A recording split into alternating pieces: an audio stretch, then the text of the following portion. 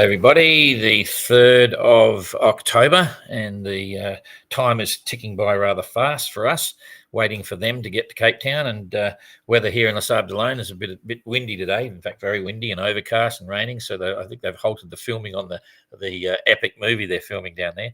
And in fact, it's interesting because this weather and the update can be a bit repetitive because there's not a lot happening with the weather. It's constant challenge. You've got the doldrums and you've got the trades and so on, but it'll change as they get further south. Believe me, half the discussion will become about the weather and what it's expected to do and what's coming next and all these sorts of issues. But very bland, constant stuff for now. But that's cool. The news is Tapio's still having trouble. He's decided he doesn't like Iridium phones anymore because he's had some challenges with them, and even the Iridium Go exec is not performing the way it should to get the pictures out because there's a bit of a challenge with the WhatsApp and the system. And we finally worked out what it is. They haven't been able to compress their photographs to send, decrease the size of the file and send out.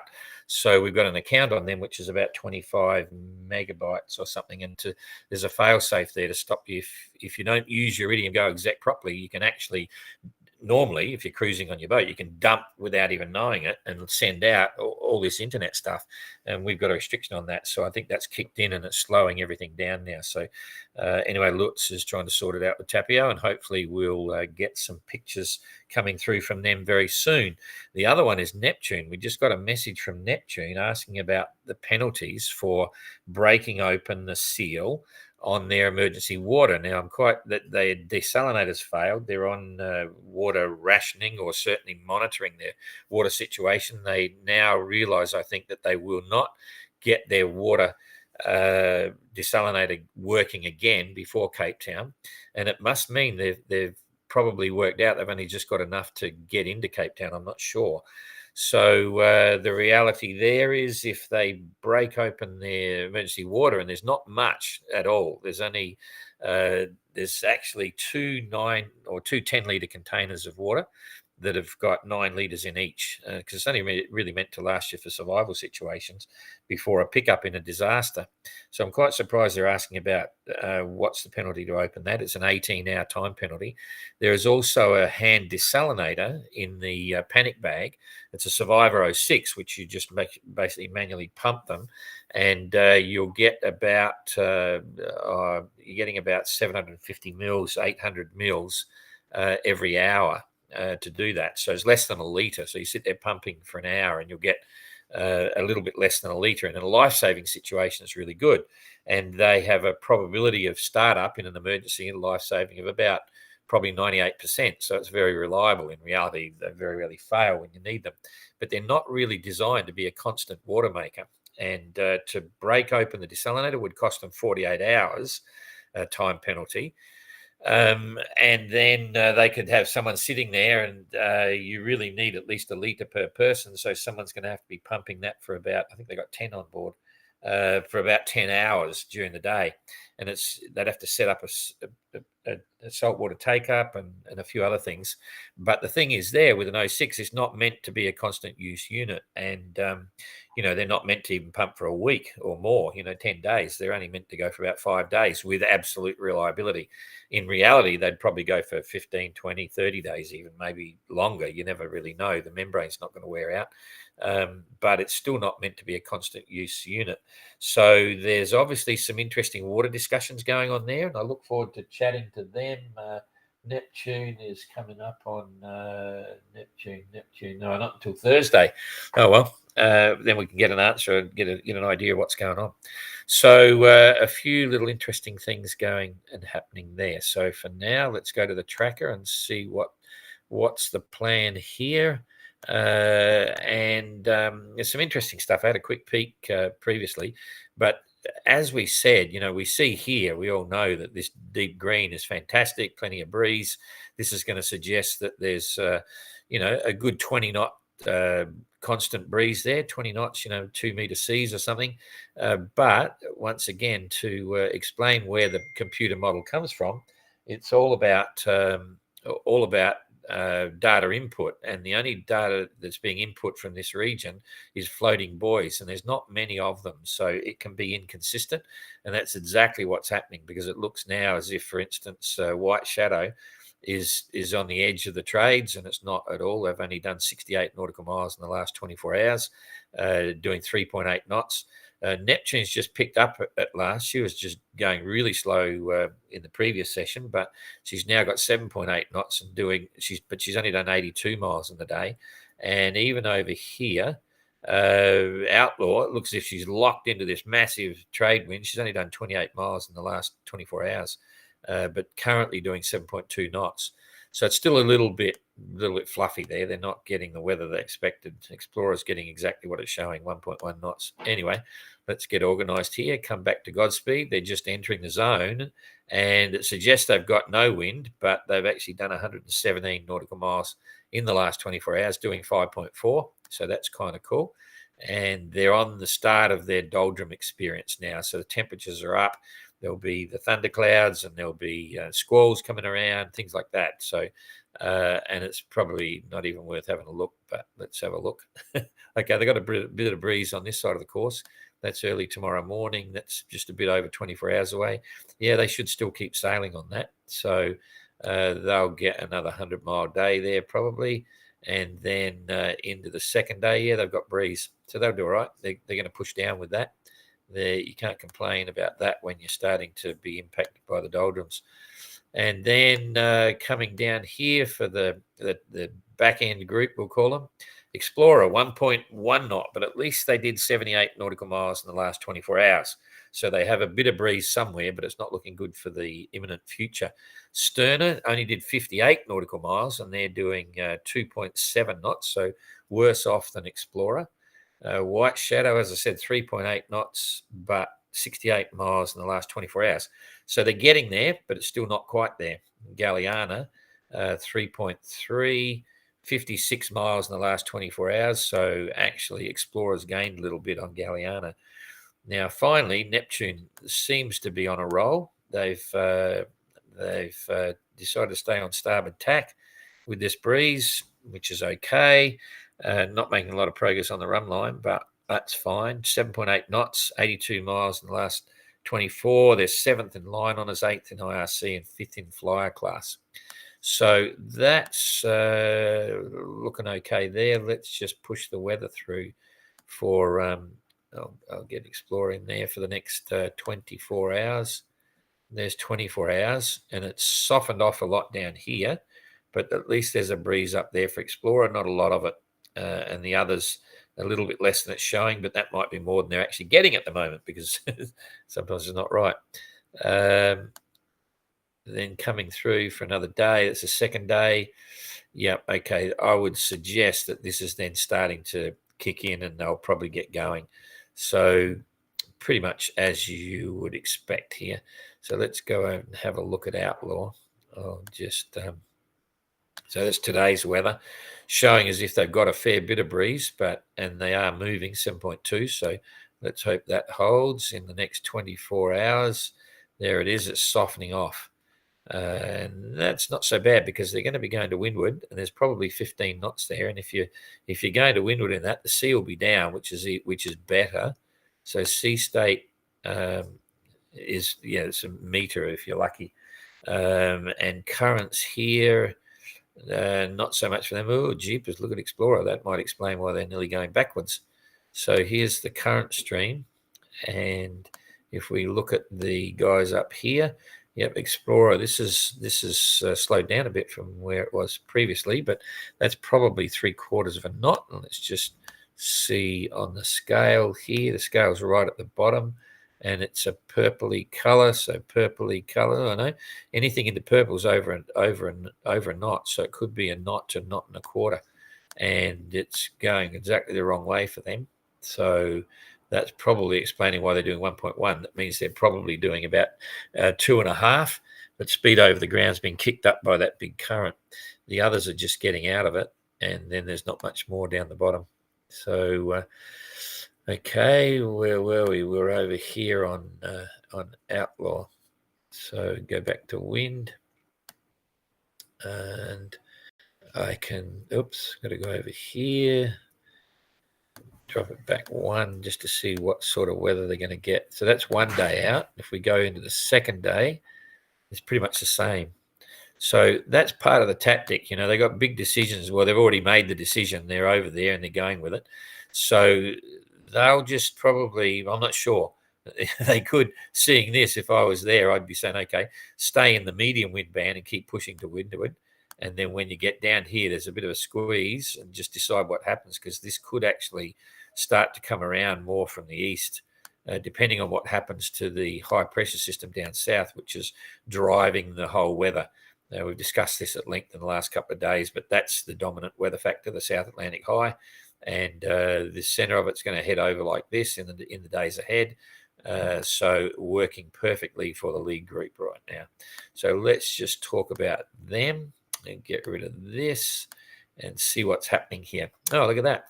The Spirit Equip is right this instant on 0:39 at 0. No, this was 8 o'clock, so they've already gone over. In the last hour, in the last 20 minutes, half an hour, the Spirit Equip would have crossed the equator. So people will be recovering from being done in by King Neptune, maybe. And Triana's pretty much the same. They're 8 miles north. They'd be going over about now. Right as we speak, Triana's probably going over the equator. So, yep, that's all good stuff. So they'll be happy with that. It's a bit of a milestone when you're sailing. I mean, it's just a bump in the road, you might say, but it's good to know you've changed over and now they're really heading south. So, maiden 7.3 knots and 170 nautical miles in the day. You're going to see some big numbers now because these are really good trade winds. That's humping in at 20, 25 knots that have their asymmetric. Oh, no, they'd be pushing under Big Genoa with that lot. But that's pretty good, impressive. Fourth in line honours, third in IRC. So, translated first in IRC, first in flyer class under IRC. So, that's pretty cool. 7.7 knots and 180 miles in the day. So that's a worry for Maiden because for Penduic and Maiden, but Penduic's saying they got to stay 3 days ahead, and it means now translated is kept in touch as they go south. So I think the final decider on that may well be who interacts in a better way with the South Atlantic high, because there's a bit of luck involved there as well. So that's interesting. And then coming across to Spirit of Helsinki, 8.6 knots, doing 145 nautical miles in the day. Translator did 180, so the translator's taken a little bit out of Helsinki. And then look at that. Is that correct? Penduic, well, he's doing 8.4, and it says they did a 264 nautical mile day, which is probably about right. Sometimes there's a glitch here, but I forget the average speeds I was seeing previously. That could be quite achievable. That's 10 knots. Yeah, I'm not sure. They could have been doing that, but because they're doing 8 now, they would have to be over 10, and I only saw 9s. So it could be a little glitch there. I'm not sure about the daily run, but certainly they're on the move. You don't have to think too hard about that. This is their cup of tea. This is exactly the sort of weather that a big, powerful boat like Penduic can actually make the most of, and that's what she's built for. So it's her turn now, his turn now, rather, to perform, and that's exactly what's going on. So then looking at the weather here, that is, I'll go down one more, and let's just roll through a little bit just to see. Oh, not on today's weather. There it is there. Okay. So doing well, close reaching, keeping up boat speed. Penduic's heading up on the course a little bit to keep easting there, which means they'll be committed to that concept and probably follow the run line down here as long as they can. It'll probably swing a bit as that high starts to form up. Here it comes. You can see the center coming up from the bottom, heading northeast. It's absolute textbook stuff at the moment. And then the trades here are increasing. When you get the orange there, it's 28 knots, 28 to 30 knots, probably 3.5 meter seas. So it can get wet, but they'll take that as they won't be hard onto this. They'll be expecting it to roll as the center goes over in a northeasterly direction or an easterly. They'll expect that direction to swing around. So it's perfect timing. and then it's how long it lasts and can they keep up with it. So there we go through in 48 hours. That's okay. Penduic will be down here somewhere, just rocketing in. In fact, let's just pick it. So let's say this is at least 400 miles. That's 5, 6, 700 miles. So let's say 460 miles in the next 2 days. So she'll be about here somewhere, still doing well, going exactly where she wants to go. Oh, look up here. Not a lot there, but for Outlaw. So that's okay. And then we'll just keep pushing that through for as long as it takes. So that's the end of day 2. And we're now coming into day 3. And it's all looking pretty ordinary, pretty the same. Yep. So you can just come rocketing down here. So that's okay. And then we're on the 7th now. So 4 days out, the same. So we've got 4 days. And I think you're probably going to get, there's the 8th.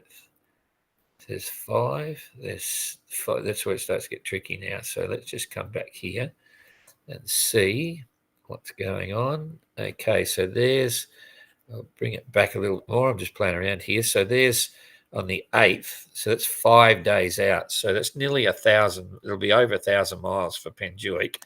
So if that's the case, Penduic will be around about, okay, wow, getting a great ride. So there's 1,000 miles in, right? And the challenge here now, if they do that, is that they're only at 25 degrees south, right, of the equator. Now, that's not, they could get lucky here, but it's not usually where you want to be. And I can't see the forecast going any further. Normally, you want to ride this down a bit and get on the other side of this. Otherwise, as you come across more, it's going to be more and more headwinds, and you can drive into the center of the high, even though it's distorting. Because now, if let's just carry that on, and you can see there straight away, well, there's a problem everywhere. You get a problem everywhere because there's a little low here that's turned everything around, and that could be a good thing if you can stay on the other side of the low. Yeah, it's going to be, boy, I don't know what the computer would be saying. If you're working a routing system here, the computer would probably make a gamble somewhere to get across into this and ride it. And let's see how long that lasts. Wow, it's going to come up and meet. So if they cannot stop there, they might get on the bottom of this one because there's a squashed high here. See that? It's going to be very tricky. You never know. It's still a long way out. We're nearly 10 days out from there now, or 7 days out, and it could all change. But, you know, you could get lucky. But there it comes now. There's the next replacement high. So if you get caught up here, you're going to be headwinds. But if you try to come down here, it's not much better. You'd just be moving across here still. So, and then this one will do the same. You can see the challenges ahead. So something to look forward to. That's probably more than enough for now. I'm going to go back and check the comments here. Looks like you're not getting the right thing over here. PD videos has a glitch with the corner of the course. Okay, you might go a different view. I'll have to check that in a minute. Too late now. Hi, Christine. Marcel, Horn, UK here. Hi, everybody. Do they know the currents at all times? No, they've got no idea. It's very difficult when you're not using a GPS to work out your, compare your speed over the ground versus the speed through the water and so on. They haven't got any access to GPS on board, so they're just using celestial navigation. And if they are sailing in the body of water that they're sitting in, and that body of water is moving, they can't detect that, so they would have no idea of the currents. But they would see an error day to day in their plots when they're taking their celestial fixes, and that may then give them an idea of the currents. But it's also the currents are very localized, so they'd sail out of it and be very confusing. G'day, Don Adelaide. G'day, Jeff. My old club. Yep, I was a member there for 25 years. Whew. Any update or info on Outlaws? Yeah, well, do they expect any feedback from the authorities? No, there was nothing there at all. We've given the MRCC a wrap-up report, and that's it. We don't have any more interaction with them. It was great for them to give us the assistance they did, so that's cool. Does the IRC figure into the rankings within each class? Yeah, absolutely. And in fact, you'll see when you open up the leaderboard, It's got IRC overall, and then you can go down and hit IRC rankings for adventure class, cellular class, and flyer class. It's all there on the rankings. So, oh yeah, on tomorrow's weather. Yeah, I didn't push it back before. Is Captain Coconut Mark Sinclair sightseeing again? Don't ask me. Don't ask me. Anyway, all good. So, yep, that's us for now. Thank you very much, and we'll see you again tomorrow and see what's happening. Boom, boom. Okay, bye-bye.